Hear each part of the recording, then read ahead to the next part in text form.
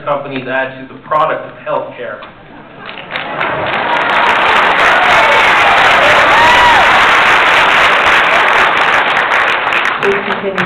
And is it worth 18 to 31 cents of every healthcare dollar spent?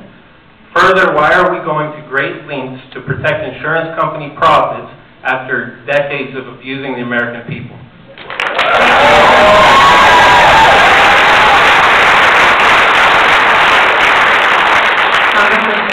Ethan, I think you are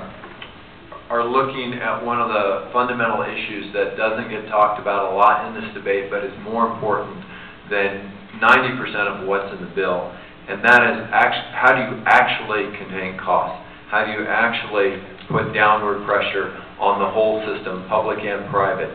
And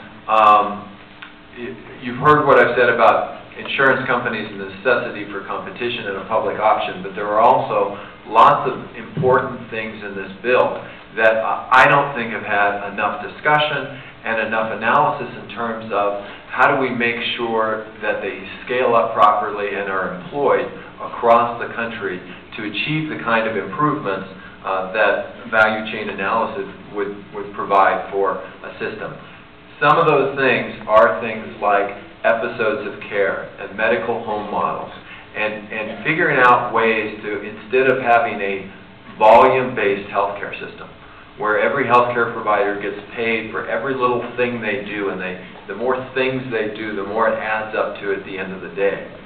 To take something like an angioplasty and treat it as an episode of care from beginning to end and have one price for that. There are a number of things in this legislation that do that, and my one concern is making sure that they're not just pilot programs, and I've had this conversation directly with the Secretary of Health, Kathleen Sebelius, that they're not just a pilot program, that they scale up and become the norm nationwide.